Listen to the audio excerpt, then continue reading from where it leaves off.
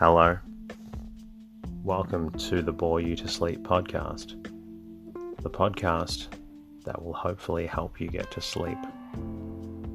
I am going to read an open source book, one that is not particularly interesting, but one that is hopefully boring enough to get you to sleep.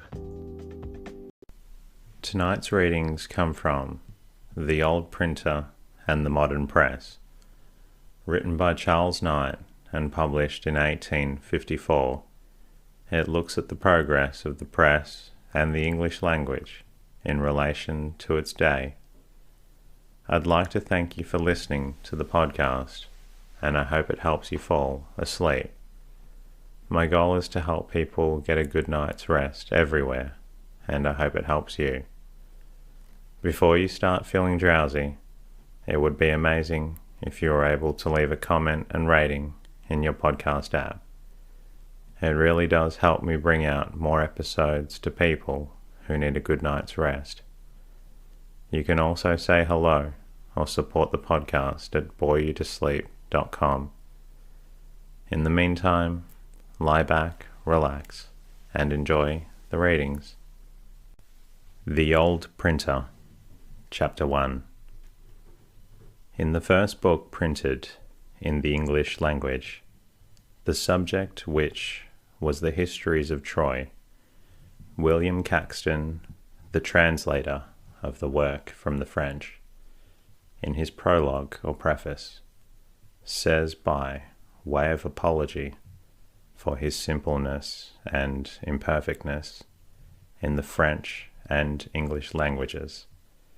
In France, I was never, and was born and learned mine English in Kent, in the Weald, where I doubt not is spoken as broad and rude English as in any place of England.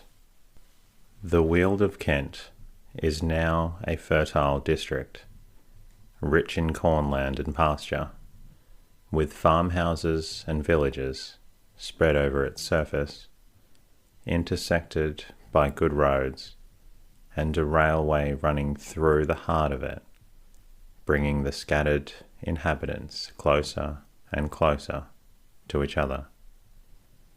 But at the period when William Caxton was born and learnt his English in the Weald, it was a wild district with a scanty population. Its inhabitants had little intercourse with the towns. The affairs of the busy world went on without their knowledge and assistance. They were more separated from the great body of their countrymen than a settler in Canada or Australia is at the present day. It is easy to understand, therefore, why they should have spoken a broad and rude English at the time of Caxton's boyhood, during the reign of Henry V, and the beginning of that of Henry VI. William Lambard, who wrote 150 years after this period, having published his Perambulation of Kent in 1570, mentions as a common opinion touching this Weald of Kent, that it was a great while together in manner nothing else but a desert and waste wilderness, not planted with towns or peopled with men, as the outsides of the shire were, but stored and stuffed with herds of deer and droves of hogs only. And he goes on to say that, although the property of the Weald was at the first belonging to the certain known owners, yet it was not then allotted into tenancies. The Weald of Kent came to be taken, he says, even as men were contented to inhabit it, and by the piecemeal to rid it of the wood, and to break it up with the plough. In some lonely farm, then, of this wild district, are we, upon the best of evidence, his own words, to fix the birthplace and the earliest home of the first English printer. The father of William Caxton was in all probability a proprietor of land. At any rate, he desired to bestow upon his son all the advantages of education which that age could furnish. The honest printer, many years after his school days, looks back upon that springtime of his life with feelings that make us honour the simple worth of his character. In his Life of Charles the Great, printed in 1485, he says, "I have emprised and concluded in myself to reduce this said book into our English, as all along and plainly ye may read, hear, and see in this book here following, beseeching all them that shall find fault in the same to correct and amend it, and also to pardon me of that rude and simple reducing. And though so be there no gay terms, nor subtle, nor eloquence, yet I hope that I shall be understood, and to that intent I have specially reduced it, after the simple cunning that God hath lent to me, whereof I humbly and with all my heart thank him, and also am bounden to pray for my father and mother's souls, that in my youth sent me to school, by which the sufferance of God I get my living, I hope truly, and that I may do so and continue, I beseech him to grant me of his grace, and so to labour and occupy myself virtuously, that I may come out of debt and deadly sin, that after this life I may come to his bliss in heaven."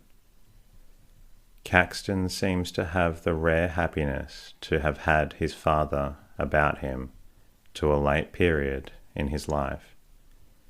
According to a record in the accounts of the churchwardens of the parish of St. Margaret's, Westminster, in which parish the first printer carried on his business, it appears that one William Caxton, who is conjectured to have been the father, was buried on the 18th of May, 1480. Some time before the period of Caxton's boyhood, a great change had taken place in the general system of education in England. In the time of Edward III, about half a century before the period of which we speak, the children in the grammar schools were not taught English at all. It was the policy of the first Norman kings, long continued by their successors, to get rid of the Old English or Saxon language altogether, and to make the people familiar with the Norman French, the language of the conquerors. The new statutes of the realm were written in French, so were the decisions of the judges, and the commentaries on the laws in general. Ralph Higden, in a sort of chronicle which Caxton printed, says children in schools against the usage and manner of all other nations be compelled for to leave their own language, and for to construe their lessons and their things in French. And so they have since Normans came first into England. Also, gentlemen can be taught for to speak French from time to time, and they rocked in their cradle, as can speak and play with a child's brooch, and unpladdish men will liken themselves to gentlemen, and delight with great business for to speak French to be told of. John de Trevisa, the translator of Higden's Polychronicon, writing some 40 years later, "This manner was much used before the Great Plague, and is since some deal changed. For Sir John Cornwale, a master of grammar, changed the teaching in grammar schools, and construction in French, and other schoolmasters use the same way now, in the year of our Lord 1385, the 9th year of King Richard II, and leave all French in schools, and use all construction in English.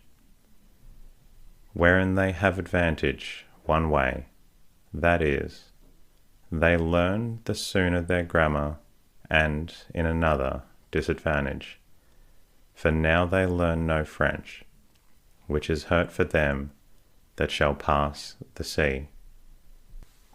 It was this change of system, operating upon his early instruction, which caused Caxton, as a translator, to be so diffident of his own capacity to render faithfully what was before him out of French into English.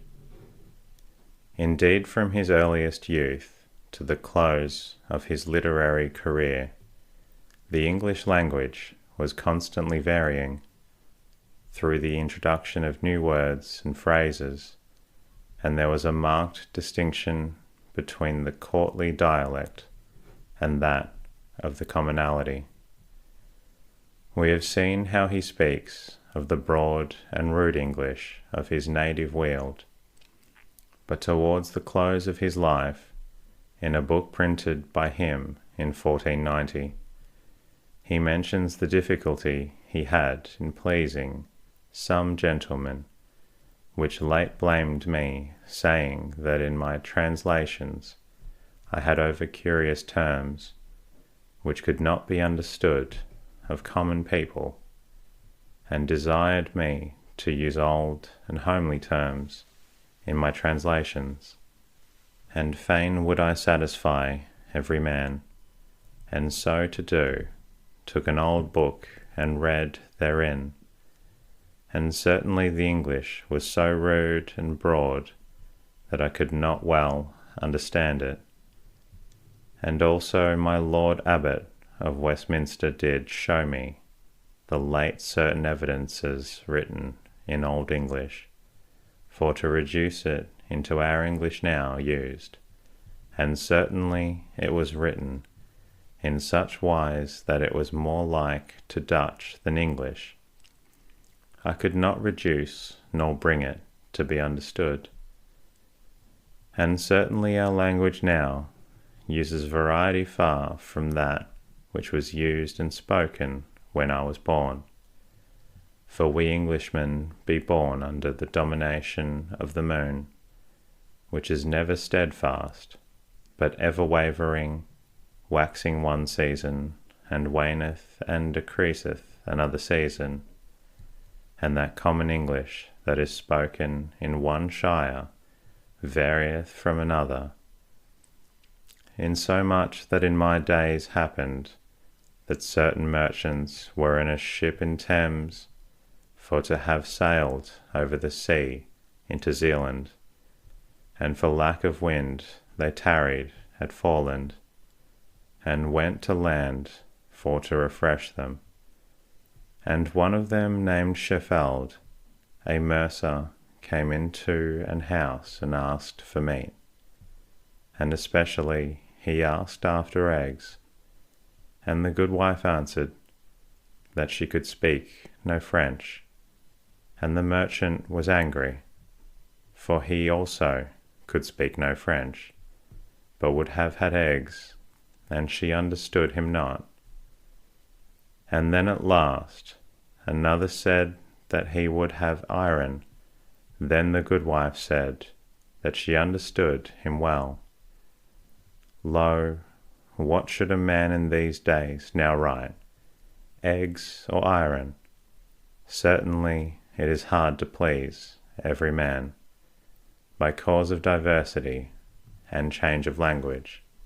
For in these days every man that is in any reputation in his country will utter his communication and manners in such manners and terms that few men shall understand them.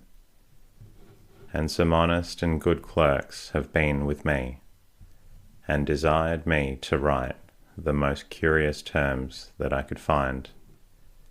And thus between plain, rude, and curious, I stand abashed. But in my judgment, the common terms that can be daily used be lighter, easier to be understood than the old and ancient English.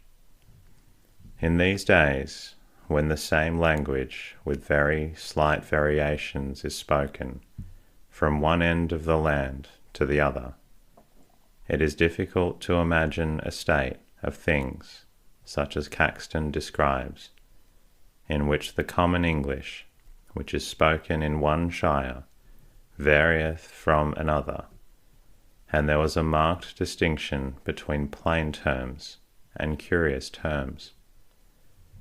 Easy and rapid communication, and above all the circulation of books, newspapers, and other periodical works, all free from provincial expressions, have made the over-curious terms, which could not be understood of common people, more familiar to them than the old and homely terms, which their forefathers used in their several countries, according to the restricted meanings which they retained in their local use.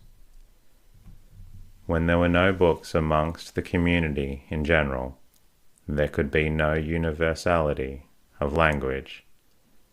Of this want of books, we may properly exhibit some details, chiefly to show one of the most remarkable differences which the lapse of 4 centuries has produced in our country. We shall find it, we think, a more agreeable as well as more instructive course to look at the general subject of the supply of books in connection with the orders of people who were to use them, rather than presenting a number of scattered facts to exhibit the relative prices and scarcity of books in what was called the Middle Ages. We will first take the clergy, the scholars of those days. The mode in which books were multiplied by transcribers in the monasteries is clearly described by Richard de Bury, Bishop of Durham, in his Philobiblion, a treatise on the love of books, written by him in Latin in 1344. As it is necessary for a state to provide military arms, and prepare plentiful stores of provisions for soldiers who are about to fight, so it is evidently worth the labour of the church militant to fortify itself against the attacks of pagans and heretics with a multitude of sound books. But because everything that is serviceable to mortals suffers the waste of mortality through the lapse of time, it is necessary for volumes corroded by age to restored by renovated successors, that perpetuity, repugnant to the nature of the individual, may be conceded to the species. Hence it is the Ecclesiastes significantly says, in the 12th chapter, there is no end of making many books. For as the bodies of books suffer continual detriment from a combined mixture of contraries in their composition, so a remedy is found out by the prudence of clerks, by which a holy book paying the debt of nature may obtain a hereditary substitute, and a seed may be raised up like the most holy deceased, and that saying of Ecclesiastes chapter 30 be verified, The father is dead, and as it were not dead, for he hath left behind him a son like unto himself. The invention of paper, about a century and a half before Richard de Bury wrote, and its general employment instead of vellum for manuscripts in ordinary use, was a great step towards the multiplication of books.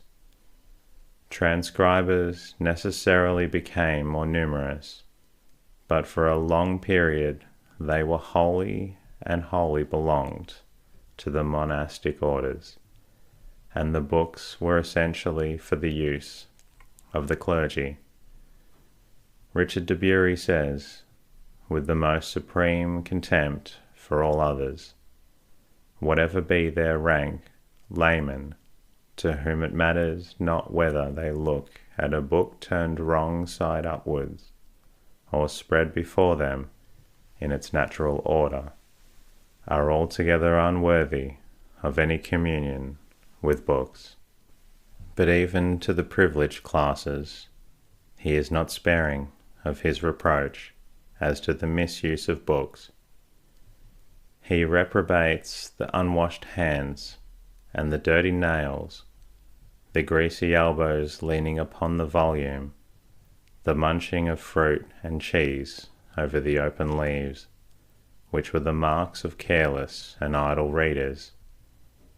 With a solemn reverence for a book at which we may smile, but with a smile of respect, he says, let there be a mature decorum in opening and closing of volumes, that they may neither be unclasped with precipitous haste, nor thrown aside after inspection without being duly closed. The good bishop bestowed certain portions of his valuable library upon a company of scholars residing in a hall at Oxford, and one of his chapters is entitled A Provident Arrangement by which books may be lent to strangers, meaning by strangers students of Oxford not belonging to that hall. One of these arrangements is as follows. 5 of the scholars dwelling in the aforesaid hall are to be appointed by the master of the same hall, to whom the custody of the books is to be deputed, of which 5, 3, and in no case fewer, shall be competent to lend any books for inspection and use only, but for copywriting and transcribing, B will not allow any book to pass without the walls of this house. Therefore, when any scholar, whether secular or religious, whom we have deemed qualified for the present favour, shall demand the loan of a book, the keepers must carefully consider whether they have a duplicate of that book, and if so, they may lend it to him, taking a security which in their opinion shall exceed the value of the book delivered. Anthony Wood, who in the 17th century wrote the lives of eminent Oxford men, speaks of this library, which was given to Durham College, now Trinity College, as containing more books than all the bishops of England had in their custody. He adds, after they had been received, they were for many years kept in chests, under the custody of several scholars deputed for that purpose. In the time of Henry VI, a library was built in that college, and then, says Wood, the said books were put into pews or studies, and chained to them. The statutes of St. Mary's College, Oxford, in the reign of Henry VI, are quoted by Warton in his History of English Poetry, as furnishing a remarkable instance of the inconveniences and impediments to study which must have been produced by a scarcity of books. Let no scholar occupy a book in the library above 1 hour, or 2 hours at most, so that others shall be hindered from the use of the same. This certainly shows the scarcity of books, but not such a scarcity as at an early period of the Church, when one book was given out by the librarian to each of a religious fraternity at the beginning of Lent, to be read diligently during the year, and to be returned by the following Lent.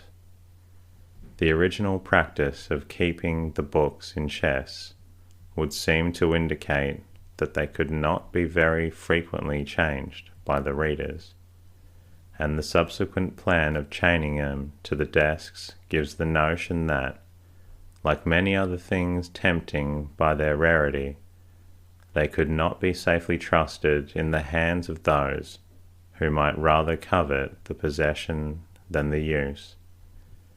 It was a very common thing to write in the first leaf of a book, "Cursed by he who shall steal or tear out the sleeves, or in any way injure this book." We have abundant evidence, whatever be the scarcity of books as compared with the growth of scholarship, that the ecclesiastics laboured most diligently to multiply books for their own establishments. In every great abbey there was a room called the scriptorium, where boys and novices were constantly employed in multiplying the service books of the choir, and the less valuable books for the library, whilst the monks themselves laboured in their cells upon Bibles and missals. Equal pains were taken in providing books for those who received a liberal education in collegiate establishments.